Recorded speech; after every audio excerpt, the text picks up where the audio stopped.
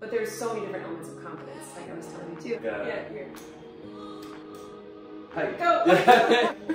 Positivity. Okay, there we go. Confidence. Hi guys, welcome back to my YouTube channel. I'm Clayton Maxwell, and I have a lovely guest here today, and we are talking about a special topic, confidence. Really great friend Natalie here, and when I think of confidence, I think of her, and so I'm so excited to share with you all just a look into her life, my life, and us just talking about the topic of confidence and what revolves around that topic. Welcome. I'm so excited to have you on the channel. And we've talked a little bit about confidence. Wanting to do this series, I was thinking about different topics that are kind of taboo and that people don't usually talk about, or distant concept that people think they know more about it and think they know everything about it, but when you really peel it back and really talk about the topic itself, like confidence, there's a lot of layers to it. With my own experiences and then talking with you and learning about your experiences, there are several layers and even more than people really realize. So if you want to just go with Sure, so thank you for having me here, I really appreciate it. I was surprised to hear that I was the first one you thought of when you thought of confidence, but I appreciate it. It made me really take a step back and think, wait, I do? I guess I exert that, I don't always feel that, which is the funny thing about confidence, is it's always evolving, and I don't think that it's something you're born with. I don't think somebody, oh, she's born with confidence, or, it evolves and it changes throughout your years and circumstances and things that happen to you. For me, I think the biggest thing with confidence is when I walk into a room, if I don't feel confident, I fake it. And I hate to say that, but I fake it till I make it. And I think probably a lot more people than you think fake the confidence until you feel it. Because I feel like if you fake it, walking out there, we talk about posture, and we'll talk about that in a little bit, but walking out there, telling yourself that you're confident, you're good, you've got this, even though you don't really feel that, it initially starts turning into confidence. Because the funny thing is, the unspoken body language and looks that you get from other people, to me, tells me that they don't feel confident. And I tell my kids, I have 3 kids, and whenever they go into a room, they're shy, they whatever, I said, you need to remember that every single other person in that room is shy, or doesn't want to be there, or is antisocial, or feels funny. I said, pretty much 99% of the room feels that way. So if you can walk into a room, and own it, we were talking about that too, not arrogantly. Oh, you have to be humble when you're confident. There's a difference between... Sit down. Yes, there's a difference between being arrogant and being confident. Huge difference. Yeah, I think confidence, the textbook definition, what we're doing right now is defining what it truly means, and it has so many different, there is the textbook Webster's dictionary definition. I love definitions. Yeah, I don't have it memorized. Oh, I okay. don't grade anymore, but yeah, I wrote it down on my phone. I'm like, oh, my phone's not here. I can't remember what it said. Actually, let me, hey Siri, what's the definition of confidence? Confidence means the feeling or belief that one can rely on someone or something. Firm trust. Feeling or belief, so it can be a feeling, which is what we were talking about. Yeah. A feeling or belief that one can rely on someone or something. So even if you don't have the belief, as long as you have the feeling. Got it. Okay. It's a firm trust. So it's not it's really about trust. So confidence is kind of talks about trusting and what we're talking about, that feeling. And it's not something that you just one day exude right away. We're talking about it's work, and it takes years to live your whole life to get into certain situations where you're more prepared for that situation now than you would 10 years ago. Yeah. And so you're more confident probably in that situation than you probably were 10 years ago. To have confidence makes you feel lighter, like you're in control of the situation, and if you're stunned of yourself, even if you're not in control of the situation, you're in control of yourself. And that lets your guard down, and it helps people around you to feel more comfortable around you. If you walk into a room you own your space there, I don't mean you have the keys to the building. You walk in you own the space, you have a right to be there, and this is your space too. And you just own it. It just makes life so much easier, not only for you, but those around you. And this is all stuff that I'm not subconsciously, I'm probably subconsciously thinking this, but I don't consciously walk into a room going, okay, I don't feel comfortable right now, but I'm gonna walk into the room, and I'm gonna own it, and this is my space too, and I'm gonna make everybody feel good. I'm not thinking about this. So when you came to me saying that I'm the person that reminds you of confidence, I had to like really think about it because it's something that I don't really think about. I have, but it kind of became a habit for me to sort of have that thought process and just kind of roll with it. I think that the more situations that you're in where you kind of have to fake the confidence, and the more like, I mean, anytime you get out of your comfort zone, most people aren't confident and out of their comfort zone initially. And so the more times that you do push yourself out of that comfort zone, you do have to fake that confidence. You have to find and muster up this energy within you to perform or do whatever that situation is, which is probably a great situation for you because it's growth and it pushes you past what you're used to.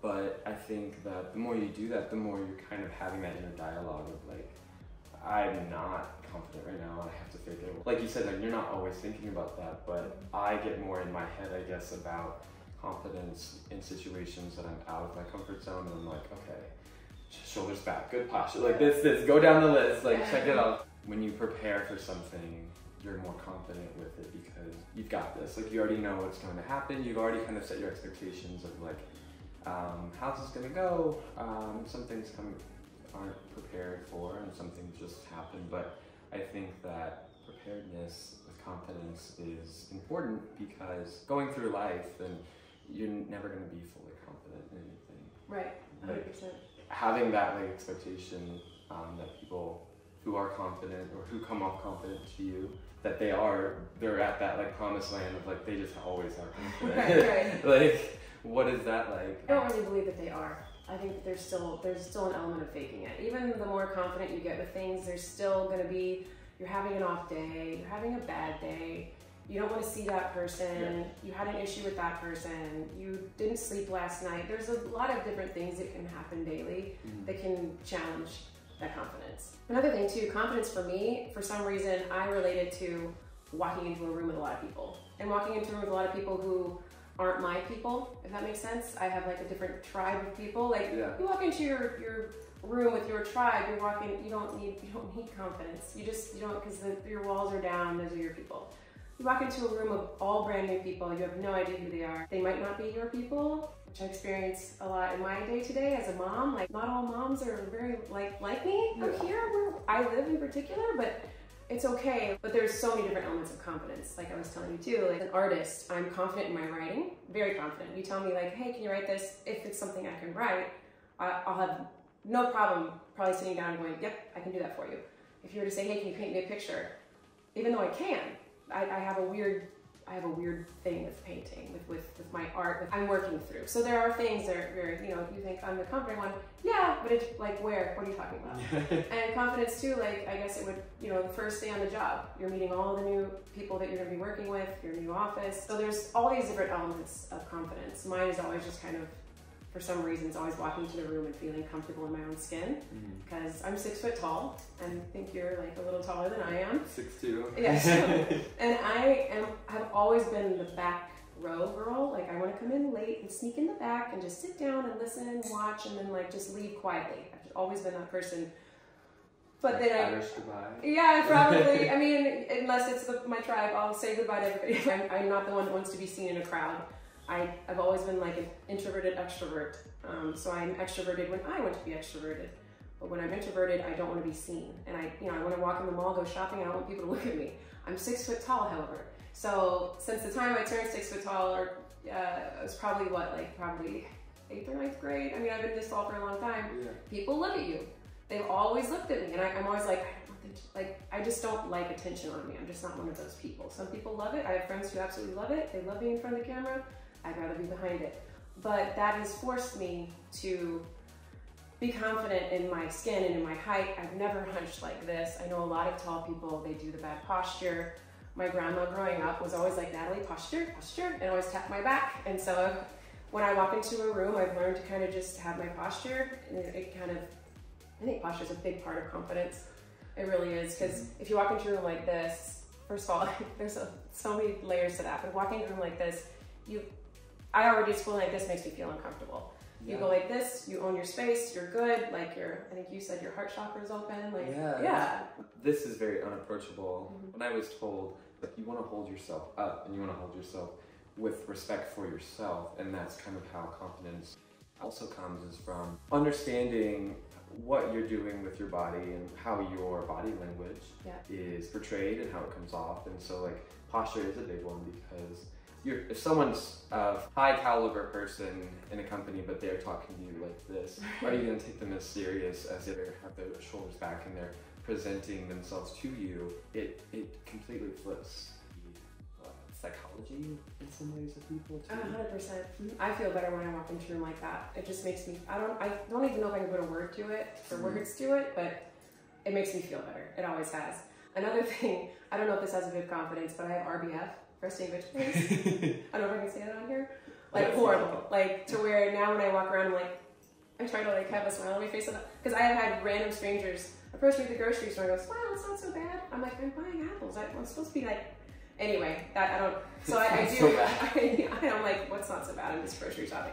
And then I look in the mirror, I'm like, oh, I'm like droopy dog. I'm like, well, so, I don't know, that really doesn't have much to do with confidence, but. I think I have RBF too, but it's just like, you don't know. Right. You don't know, because like we're not always like looking at ourselves. Like the RBF it's so funny, because like people they'll like react to something that I say, and they'll be like, oh, are you okay? And I'll be like, yeah, I'm fine. And they're like, oh, your just face did not look fine. Yeah, you look really angry. Oh, I was like, well, I'm not. I'm trying this whole time when you're talking, I'm like, don't do RBF, don't do RBF. So I apologize if it looks like it's so I have to tell myself, like, just smile, or like make your like cheeks like just have some kind of like smile reaction rather than like your natural reaction. Like, sometimes your normal it's mean. There's actually a Botox too that can lift that up a little bit. I'm gonna look into it. Yeah, let's just like freeze it right here. Right. And always smile. Right. But having a happy face does also help with confidence when you're walking around and grumpy and like, I mean, that's a completely different look. And I can do it in 2 seconds. I mean, yeah, I just do my normal face and then but like no one likes a bah humbug. No, yeah. Kind of demeanor. But I think also confidence is very personal. Walking into a room like this, you're not trying to impress anybody else. You could either have it or you don't, but you're still going to be in a situation that you're in. You're still going to go through life with confidence or without, and it makes your life better. It does, yeah. And I think more opportunities come to you when you're confident. I agree. I also feed off of those around me. So my personal favorite thing to do that feeds my soul is making people laugh. So when people laugh at my jokes, it just feeds a part of me that nothing else can. I love the response from people. So if I walk in somewhere not feeling confident and I can read the room and kind of tell that a lot of other people don't, even if they're faking it or not, it makes me feel good to exude that confidence even if it's not there, just because I know I'm making them feel more comfortable by me being probably the crazy one in the room is usually what it ends up being, which is interpreted as confident, which I guess in a way it is, because I'm just being myself, because I have a hard time of not being myself. And believe it or not, this like faking confidence is really the only thing I can fake. I'm actually really bad at faking things. I'm not an actress by any means, and I can't play the part of most roles, if that makes sense. I'm usually just me, unequivocally myself, which can get me into trouble, but it can also make people feel comfortable, and I actually thrive off of that as well. It does make me feel better to be confident, because it just, if I'm not being confident in a situation and I'm feeling like I am or making myself, then it also just kind of like my nerves just kind of die down, because I think my body chemically is like, oh, we're good, we're good, we can shut down, even though my brain's like, no. My body's like, no, we're fine, we can relax. And then it just kind of like your body, I don't know the chemistry behind that, I'm not like a chemist, but like, do you know what I mean? Like I think there's probably chemical reactions going on in your brain.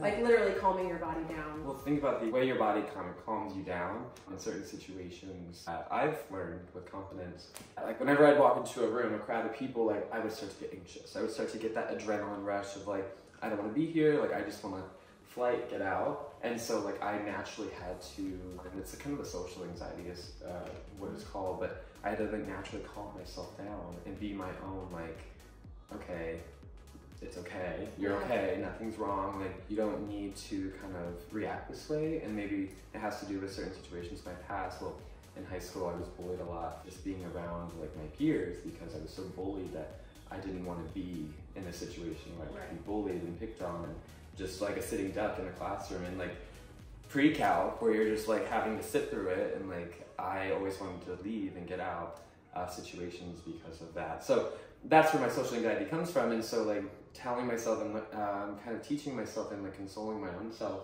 in certain situations that are very like public and very a lot of people and like an event and you're meeting all these people and you're talking and you're drinking and it's like that's a lot. It's intense, and I still struggle with like going into events where it's like you kind of just like calm, it's okay, and being at peace with the situation. That takes a lot. That's a long time. I still struggle with that, and it's definitely gotten better for me. But yeah, and I want to say again, I feel like 99% of the people in that room probably feel the same way as you did.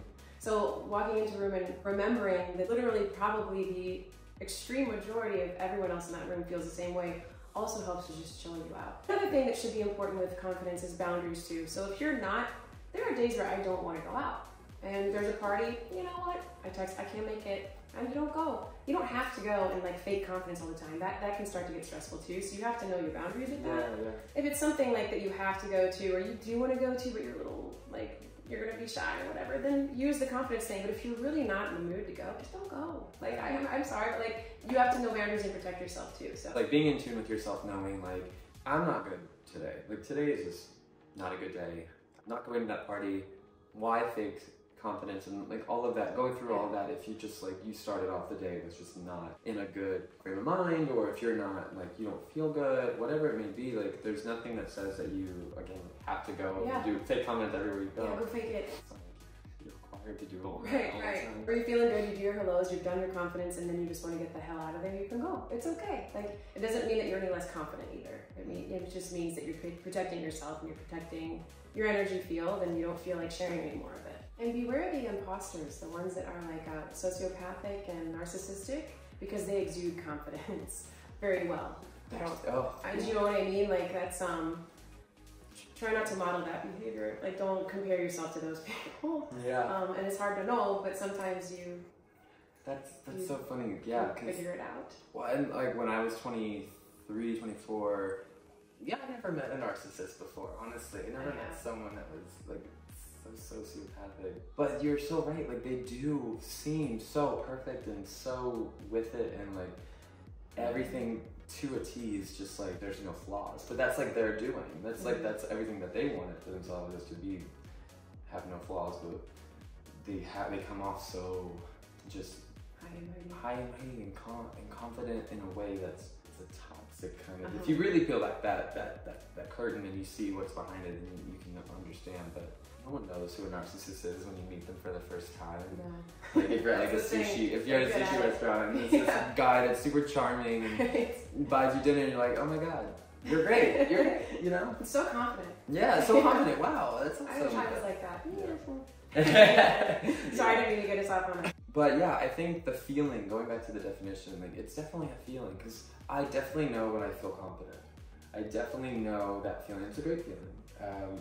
When you feel super confident in a situation, like when I teach group exercise, I started in college teaching classes, and I created my own cardio class, and I remember the first time I went in there, so not confident. I knew I was presenting this whole new kind of cardio style class, and all of these different songs, and like I had to demo and teach the class and take the class with them. Like I'm still not confident, but it's like now if I go to teach a class, I'm so confident because it's like kind of like my tribe. Like that's my jam, that's my thing. Like put that microphone on and I'm like, I am in my zone. But it took a long time to get to that point. Yeah, and the more you do it, the more you get comfortable with it. And being comfortable builds confidence. And that feeling that I have now, I didn't have that feeling when I first started, but I have that feeling now, and it's like because I am confident in with what I'm doing and what situation I'm in, is I get that feeling of confidence because like I got it. I know what to do. I know what could go wrong. I know, like, just because of past experiences, and I think confidence takes time.